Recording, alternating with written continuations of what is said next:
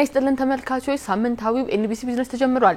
በሳምንቱ የተከናወኑ አበይት የቢዝነስ መረጃዎችን ወደ እናንተ ያደረስኩ ካሴት ኃይሉ አብራችሁ ቆይታን አደርጋለሁ።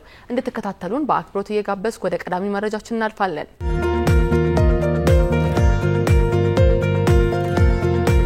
አራተኛው አመታዊ የማዕድንና የቴክኖሎጂ ኤክስፖ ማይንቴክ ኢትዮጵያ 2025 በአዲስ አበባ ዓለም አቀፍ ኮንቬንሽን ማዕከል በይፋ ተከፍቷል።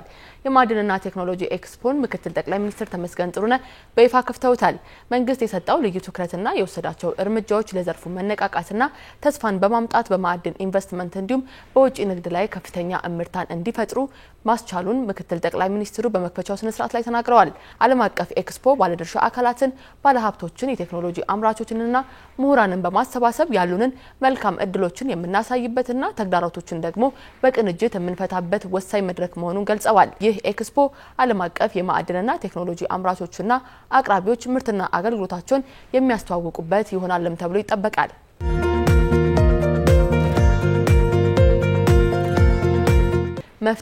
መፍጠንና በጥራት መስራትን የሁሉ ጊዜም የሥራ መመሪያችን ሊሆን ይገባል ሲሉ ምክትል ጠቅላይ ሚኒስትር ተመስገን ጥሩነህ ማሳሰባቸው ደግሞ ሌላኛው ጉዳያችን ነው። ምክትል ጠቅላይ ሚኒስትሩ በሰሜን ሸዋ ዞን በደብረ ብርሃን ከተማ በነበራቸው ቆይታ የመኪና መገጣጠሚያ እንዲሁም የብርጭቆና የጠርሙስ ማምረቻዎችን መመልከታቸውን በማህበራዊ ትስስር ገጻቸው ገልጸዋል።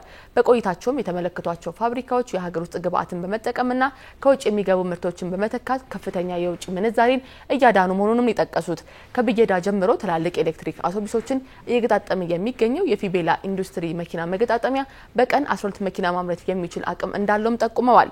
አያይዞም መገጣጠሚያው በቅርቡ ያስጀመረው አዲስ የቀለም መቀቢያ በርካታ ቀናትን ይወስዱ የነበሩ ስራዎችን በሰዓታት ለማከናወን እንዳስቻለው ነው የገለጹት።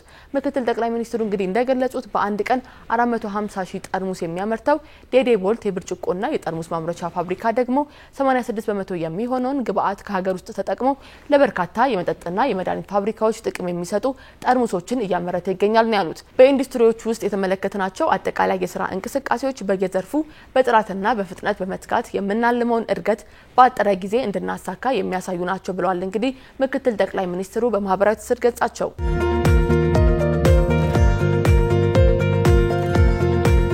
የኢትዮጵያ ብሔራዊ ባንክ በኢትዮጵያ የገንዘብ ማስተላለፍ አገልግሎት እንዲሰጡ የተፈቀደላቸው የገንዘብ አስተላላፊ ድርጅቶችን ስም ዝርዝር ለህዝቡ ይፋ አድርጓል። ባንኩ ይፋ ባደረገው መግለጫ መሰረትም ቀደም ሲል የገንዘብ ማስተላለፍ አገልግሎት እንዳይሰጥ ታግዶ የነበረውና ዋና መስሪያ ቤቱ በአሜሪካ ቨርጂኒያ ግዛት በፎልስ ቸርች የሚገኘው ራማዳ ፔይ አለያም ካህን በአገልግሎት አሰጣጡ ላይ አጠቃላይ ግምገማ ከተካሄደ በኋላ በህጋዊ የገንዘብ አስተላላፊ ድርጅቶች ስም ዝርዝር ውስጥ ዳግም እንዲካተት መደረጉን ባንኩ በመግለጫው አመላክቷል። ከዚህ ውሳኔ ላይ ሊደርስ የቻለውም በሀገሪቱ ህግና ደንብ መሰረት በድርጅቱ ላይ ያለው አስፈላጊ የቁጥጥርና የክትትል ሂደት ከተጠናቀቀ በኋላ መሆኑን ገልጿል። በአሁኑ ጊዜ በኢትዮጵያ አገልግሎት እንዳይሰጡ ታግደው የሚገኙ የገንዘብ አስተላላፊ ድርጅቶች በሙሉ የሀገሪቱን ህግና ደንብ የሚጠይቀውን መስፈርት ለማሟላት አስፈላጊውን እርምጃ እንዲወስዱ አሳስበዋል። የብሔራዊ ባንክ ዓላማ የገንዘብ አስተላላፊ ድርጅቶችን በግልጽነትና ህግ በሚፈቅደው መሰረት ብቻ እንዲሰሩ ድጋፍ ማድረግ እንደሆነ ነው እንግዲህ ባንኩ ያስታወቀው። በውጭ ሀገር የሚኖሩ ሰዎች ገንዘብ ወደ ኢትዮጵያ በሚያስተላልፉበት በማንኛውም ወቅት ህጋዊና ግልጽ የሆነ አካሄድ መከተላቸውን ማረጋገጥ እንደሚኖርባቸው ማስገንዝበዋል። ህጋዊ ፍቃድ በተሰጣቸው የገንዘብ አስተላላፊ ድርጅቶች በኩል ገንዘብ መላክ ገንዘቡ ደህንነቱ ተጠብቆ ህገወጥ የገንዘብ ዝውውርና አሸባሪነትን በገንዘብ መደገፍን የሚጻረረውን አሰራር ተከትሎ ወደ ተቀባዩ እንዲደርስ የሚያደርግ ነው ሲል በመግለጫው አመላክቷል። ህዝቡ ፍቃድ የተሰጣቸው የገንዘብ አስተላላፊ ድርጅቶችን ለይቶ ለማወቅ ይችል ዘንድ የኢትዮጵያ ብሔራዊ ባንክ የህጋዊ ድርጅቶችን ስም ዝርዝር በድረገጹ ይፋ ማድረጉንም እንግዲህ ባንኩ ጠቁሟል። የኢትዮጵያ ብሔራዊ ባንክ ህጋዊ የሐዋላ አገልግሎትን ለማበረታታትና የፋይናንስ ዘርፉን ጤናማ እድገት ለመደገፍ የሚረዳ ደህንነቱ የተጠበቀ ግልጽና ቀልጣፋ የፋይናንስ ምህዳር እንዲኖር በትጋት መስራቱንም እንደሚቀጥል በመግለጫው እወቁልኝ ብሏል። ለአዲስ ዘመን ከዘመን በቋሚነት የሚሰጥ የላቀ ደንበኞች አገልግሎትና ውጤታማነት ለህቀትን በሚገልጽበት በዚህ ዓለም የባንክ ምርጫው ሁሉንም ነገር ይናገራል። የውጭ ምንዛሪ ማስተላለፍ በተመለከተ እምነት በጣም አስፈላጊ ነገር ነው። የእርሶ ምርጫ የሚያከብረውና የሚያስቀድመውን ዘመናዊ የባንክ አጋር መምረጥ በጥራት ማመንን ያሳያል። አሁን ደግሞ ዘመን ባንክን ለመምረጥ ሌላ ተጨማሪ ምክንያት አለ። የተጨማሪ 6% ጉርሻ። የሚልኩትን ገንዘብ ማድረስ ወይም የሚላክሎትን ገንዘብ መቀበል ብቻ በቂ አይደለም። በላቀ ደንበኞች አገልግሎት ሲሆን የአክብሮት መገለጫም ነው። ትዊንስ፣ ዌስተርን ዩኒየን፣ ዳሃብሽል ካሽጎንና ያያን ከመሳሰሉ አስተማማኝ ከሆኑ ዓለም አቀፍ የገንዘብ አስተላላፊዎች ጋር አብረን ስለምንሰራ ከውጭ ሀገራት የሚላክሎትን ገንዘብ በላቀ አገልግሎት ከእጆ ይገባል። ዘመን ባንክ እርሶ ክቡር ደንበኛችን የሚሰጡንን እምነት ዋጋ የሚሰጥ ባንክ ነው። ከነሐሴ 20 እስከ መስከረም 30 ቀን 2018 ዓ.ም ድረስ በዓለም አቀፍ የገንዘብ አስተላላፊ ድርጅቶች ከየትኛውም የዓለም ክፍል የውጭ ምንዛሪ ሲቀበሉ ተጨማሪ የ6% ጉርሻ ይቀበላሉ። ዘመን ባንክ የላቀ አገልግሎት ማዕከል።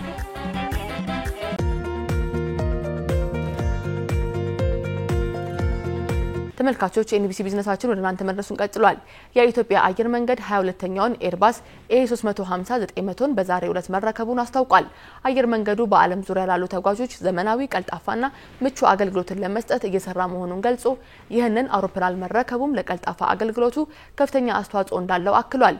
የዛሬው ርክክብ 21ኛውን የኤርባስ A350-900 ከተረከበ ከሁለት ሳምንታት ባነሰ ጊዜ ውስጥ መፈጸሙን አየር መንገዱ ለደንበኞቹ ምቾት ጠንክሮ እየሰራ መሆኑን ማሳያ ነው ብሏል።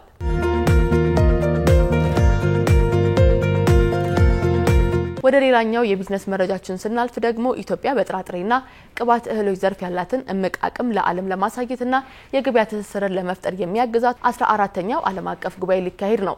የንግድና ቀጠናዊ ትስስር ሚኒስቴርና የኢትዮጵያ ጥራጥሬና ቅባት እህሎች ላኪዎች ማህበር ጉባኤውን አስመልክቶ በሰጡት የጋራ መግለጫ ነው ይህንን ያስታወቁት።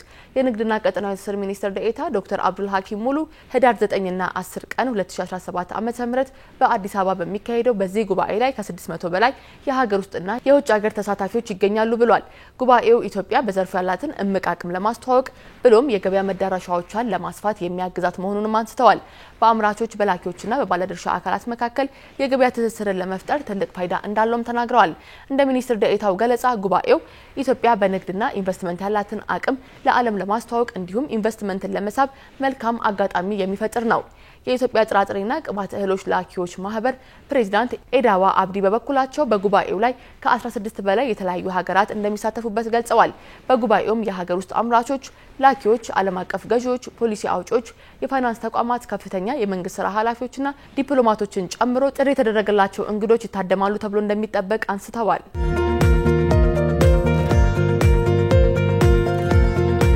የአፍሪካ ባንግላዴሽ የንግድ ትርኢትና የውይይት መድረክ በአዲስ አበባ ተከፈተ። የንግድ ትርኢት መድረኩ የእውቀት ሽግግር ከማድረጉም ባለፈ የባንግላዴሽ ባለሀብቶች በኢትዮጵያ መዋለ ንዋያቸውን ፈሰስ እንዲያደርጉ እድል የሚከፍት ነው ተብሏል። በኢትዮጵያ የባንግላዴሽ አምባሳደር ሲትዋን ናይም ኢትዮጵያና ባንግላዴሽ ያላቸውን ግንኙነት የጠበቀ መሆኑን በማንሳት ኢትዮጵያውያን በባንግላዴሽ ንግድ ውስጥ ተሳታፊ እንዲሆኑም ያስችላቸዋል ብለዋል። በባንግላዴሽና በአፍሪካ መካከል ያለውን የንግድና የኢኮኖሚ ግንኙነት ለማጠናከር እንዲሁም የንግድ ኢንቨስትመንትን ለማበረታታት በተለያዩ ቁልፍ ሴክተሮች ላይ ያለውን ትብብር ማጠናከር ይገባል ያሉት ደግሞ በውጭ ጉዳይ ሚኒስቴር በመካከለኛው ምስራቅ ኤዥያና የፓሲፊክ ሀገራት ዳይሬክተር ጀነራል አምባሳደር ደዋኖ ከድር ናቸው። የንግድና ቀጠናዊ ትስስር ሚኒስትር ዴኤታ ይድነቃቸው ወርቁ ኢትዮጵያ ከማክሮ ኢኮኖሚ ትግበራ በኋላ ለኢንቨስትመንት ምቹና ተመራጭ ሀገር መሆን መቻሏን በመድረኩ አንስተዋል።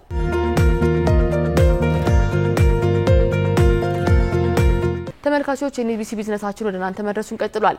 በኢትዮጵያ የኢንሹራንስ ዘርፉ እያደገ ቢሆንም አሁንም በርካታ ዜጎች የዚህ ዘርፍ ተጠቃሚ መሆን አለመቻላቸው ይነገራል። በኢትዮጵያ ዝቅተኛ የሆነውን የኢንሹራንስ ተደራሽነትን ለማሳደግ የሚያስችሉ ስትራቴጂካዊ ሀሳቦች የሚንጸባረቁበት የኢትዮጵያ ኢንሹራንስ አውደ ጥናት ጉባኤ በዚህ ሳምንት ደግሞ ተከናውኗል። ጉባኤው የዘርፉን ተዋናዮችን በማሰባሰብ የሚስተዋሉ ችግሮችን ለመቅረፍ እንዲሁም ምክክሮችን ወደ ተግባር ለመለወጥ ያግዛል ተብሎ ይጠበቃል።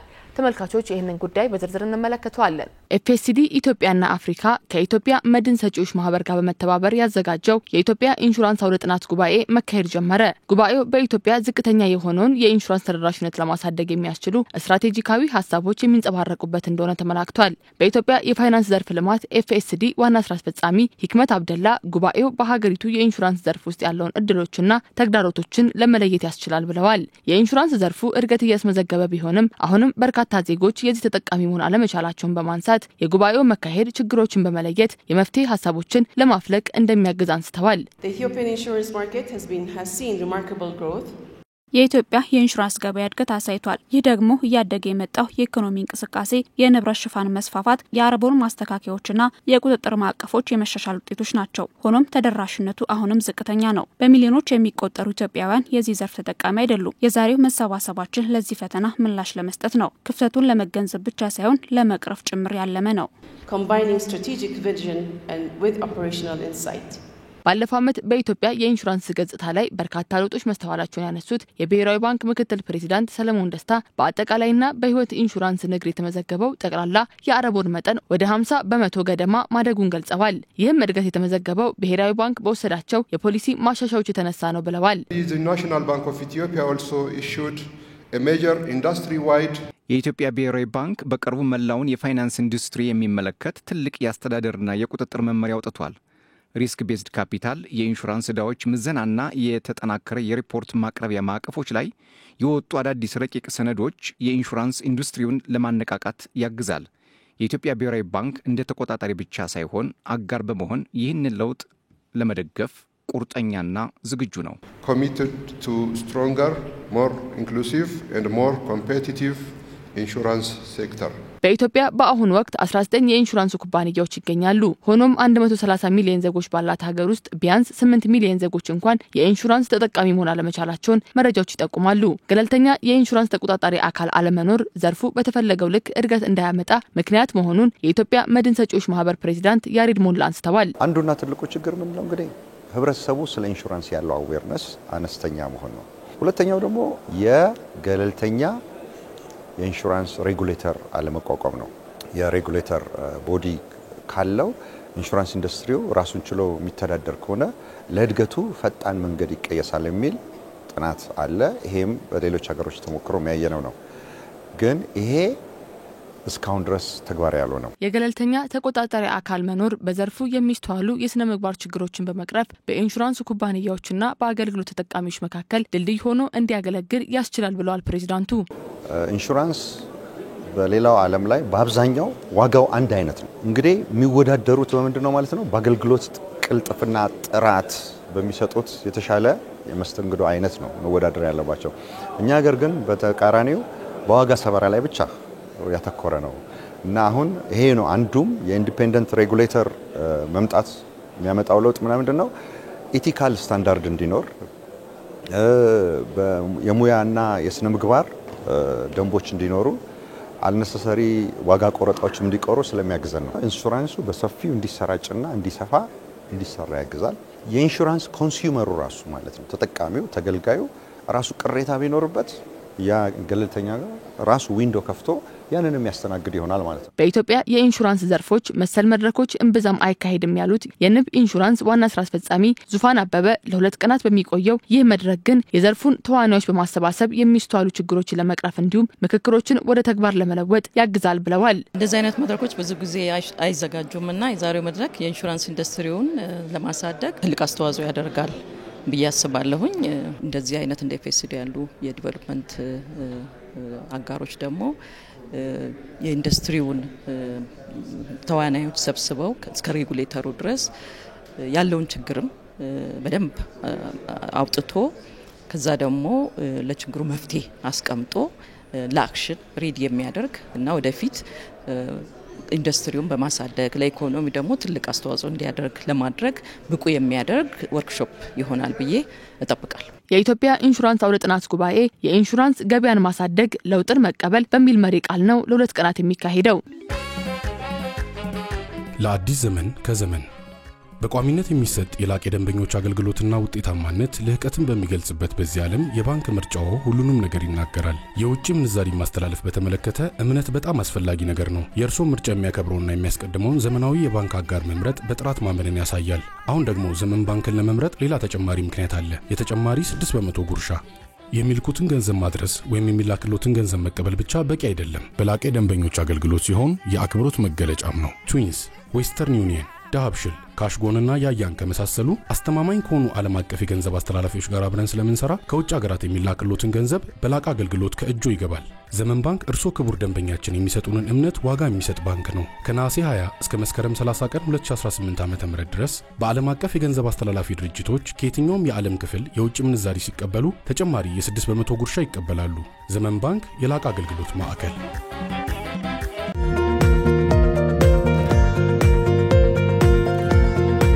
ስዊዘርላንድ የኢትዮጵያ ቀዳሚ የኤክስፖርት መዳረሻ ሀገር መሆኗ ተገለጸ። የኢትዮጵያ ብሔራዊ ባንክ የ2024-25 በጀት ዓመት የሁለተኛ ሩብ ዓመት ሪፖርትን ይፋ ያደረገ ሲሆን ስዊዘርላንድ የኢትዮጵያ ዋነኛ የኤክስፖርት መዳረሻ ሀገር ሆናለች ብሏል። አውሮፓ የኢትዮጵያ ቀዳሚ የኤክስፖርት መዳረሻ አህጉር መሆን የቻለ ሲሆን ከጠቅላላው የኤክስፖርት መጠን ውስጥ ደግሞ 61.1 በመቶ ድርሻውን እንደሚይዝም ብሔራዊ ባንክ ያወጣው ሪፖርት አመላክቷል። ከዚህ ውስጥም ስዊዘርላንድ ከፍተኛውን ድርሻ በ74.4 በመውሰድ ግንባር ቀደም መዳረሻ ስትሆን ኔዘርላንድስ በ8.3 በመቶ፣ ጀርመን በ5 በመቶና ቤልጂየም በ3 በመቶ በቅደም ተከተል ድርሻ ያላቸው ሀገራት ናቸው። ይህም ኢትዮጵያ ወደ ውጪ በምትልካቸው ምርቶቿ በኤሲያ ኢኮኖሚ ላይ ያላትን ተጽዕኖ አመላካች ሲሆን ከሌሎች የአውሮፓ ሀገራት ጋር ያላትን የንግድ ትስስር እንድታጠናክርም መሰረት የሚጥል መሆኑ ተመላክቷል።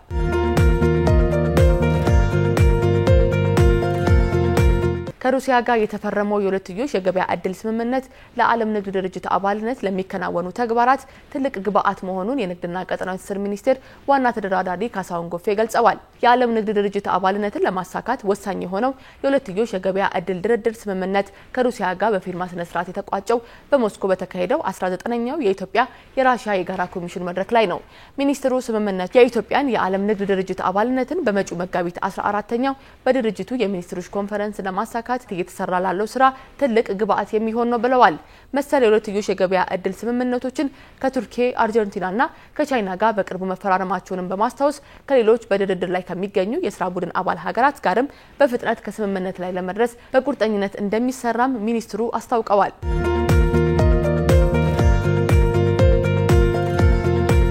ኤሌክትሪክ እንዳይቋረጥና ሲቋረጥም ፈጣን መረጃ ለመስጠት የኃይል ተደራሽነትን ማስፋት የሚያስችል ስዳካ የተሰኘ ዘመናዊ ቴክኖሎጂ ተግባራዊ የተደረገ መሆኑን የኢትዮጵያ ኤሌክትሪክ አገልግሎት ገልጿል። የአገልግሎቱ የኮሚኒኬሽን ስራ አስፈጻሚ አንዋር አብራር እንደገለጹት የኤሌክትሪክ ኃይል አቅርቦት የዜጎችን የኑሮ ደረጃ በማሻሻልና የኢንዱስትሪ ልማትን በማስፋፋት ለኢኮኖሚያዊ እድገት ወሳኝ ነው። መንግስት አዳዲስ የኤሌክትሪክ መሰረተ ልማትን በማስፋፋት ብዝሃ የኃይል ማመንጫዎችን በማስፋትና አዳዲስ ፕሮጀክቶችን በመገንባት ፍትሃዊ ተደራሽነትን ለማረጋገጥ ሲሰራ መቆየቱንም ገልጸዋል። ያረጁ የኤሌክትሪክ መስመሮችን መልሶ ግንባታና በአዲስ በመተካትና የትራንስፎርመሮችን አቅም በማሳደግ የኤሌክትሪክ ተደራሽነቱን ከዚህ በላይ ለማሳደግ እየሰራም እንደሚገኝ ያመላከቱት በአዲስ አበባ ከተማ ብቻ የ4000 ትራንስፎርመሮችን አቅም ማሳደግና ከ625 ኪሎ ሜትር በላይ ያረጁ መስመሮችንና ፖሎችን በአዲስ መቀየራቸውንም አቶ አንዋር ገልጸው በክልሎችም ተመሳሳይ ስራ በማከናወን የሀገሪቱን የኤሌክትሪክ ኃይል ሽፋን 54 በመቶ ማድረስ እንደተቻለም ገልጸዋል። በ2018 በጀት ዓመትም ለ800 ሺህ ደንበኞች ቆጣሪ ለማሰራጨት እቅድ መያዙን የተናገሩት የኢትዮጵያ ኤሌክትሪክ አገልግሎት የዜጎችን ፍትሃዊ የኃይል ተደራሽነትንና ተጠቃሚነትን ለማረጋገጥ ዘመናዊ ቴክኖሎጂዎችን ጭምር እየተጠቀመ መሆኑንም ያነሱት። በዚህም አገልግሎቱ የኤሌክትሪክ ተደራሽነትን ማሳደግ የሚያስችል ዘመኑን የዋጀ ስዳካ የተሰኘ ቴክኖሎጂ ተግባራዊ እየተደረገ መሆኑን ገልጸዋል። ስዳካ በየትኛውም ቦታ የኤሌክትሪክ ኃይል ሲቋረጥና ከመቋረጡም በፊት ቢሮ ውስጥ ሆኖ መቆጣጠር የሚያስችል ቴክኖሎጂ መሆኑን ገልጸው የትኛው መስመር ላይ የትኛው ቦታ ላይ እንደተበላሸ ለማወቅም ቴክኖሎጂው ያግዛል ብለዋል። ቴክኖሎጂው የኤሌክትሪክ ኃይል እንዳይቆራረጥ ቀድሞ መረጃ በማጋራት ደንበኞች ከመደወላቸው በፊት ፈጣን ምላሽ መስጠት እንደሚያስችልም ገልጸዋል። በአሁኑ ወቅት የስዳካ ዘመናዊ ቴክኖሎጂ በባህር ዳር፣ መቀሌ፣ ደሴ፣ ሐዋሳ፣ አዳማ፣ ድሬዳዋና ጅማ ተግባራዊ መሆኑን አመልክተው በአዲስ አበባ ከተማም በአጭር ጊዜ ውስጥ ሙሉ በሙሉ እንደሚተገበር ተናግረዋል።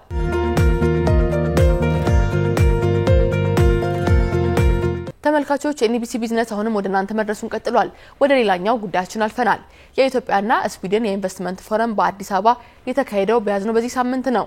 የኢትዮጵያ ኢንቨስትመንት ኮሚሽነር ዶክተር ዘለቀ ተመስገን ኢትዮጵያና ስዊድን በልማት ትብብር፣ በጤና፣ በትምህርትና በሌሎች በርካታ ዘርፎች ለረጅም ዓመታት የዘለቀ አጋርነት እንዳላቸው በፎረሙ ገልጸዋል። ላለፉት ዓመታትም ቫልቫና ኤሪክሰንን ጨምሮ ሌሎች የስዊድን ኩባንያዎች በኢትዮጵያ ተሰማርተው እንደሚገኙ ኮሚሽነሩ የገለጹ ሲሆን ኩባንያዎቹ በሀገሪቱ ኢኮኖሚ ቀጥተኛ ሚናን ከመጫወትም ባለፈ ለቴክኖሎጂ ሽግግርና ለስራ ፈጠራ ከፍተኛ አስተዋጽኦ ማበርከታቸውን የተናገሩት ኮሚሽነሩ አክለውም የኢትዮጵያ ኢንቨስትመንት ኮሚሽን ኢትዮጵያ ውስጥ ኢንቨስት ማድረግ ለሚፈልጉ የስዊድን ባለሀብቶች አስፈላጊውን ድጋፍና ማበረታቻ ለመስጠት ዝግጁ መሆኑን ገልጸው ስዊድንና ኢትዮጵያ ለረጅም ዘመናት የዘለቀ አጋርነታቸውን በኢንቨስትመንት ዘርፉ ይበልጥ ማጠናከር እንደሚገባቸውም ነው በአጽንኦት የገለጹት። የባንክ ዘርፉን ለውጭ ባለሀብቶች ክፍት ማድረግ፣ የልዩ ኢኮኖሚ ዞንን አሰራር ማሻሻል፣ የሀገሪቱን የኢንቨስትመንት እድሎችን ለማስፋፋት ከ116 በላይ አዳዲስ የንግድ ህጎችን ማውጣት የኢንቨስትመንት ኮሚሽኑ ኢንቨስትመንትን ለመሳብ እየወሰዳቸው የሚገኙ ማሻሻያዎች መሆኑን በመድረኩ ተመላክቷል።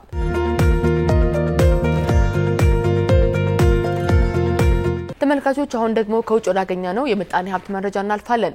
የብሪክስ ሀገራት በወርቅ የተደገፈ የንግድ ስርዓትን በመዘርጋት ከዶላር ነፃ የሆነ ንግድ ለማስፋፋት እየሰሩ መሆኑን በዚህ ሳምንት ከሰማናቸው የውጭ የምጣኔ ሀብት መረጃዎች መካከል አንዱ ነው።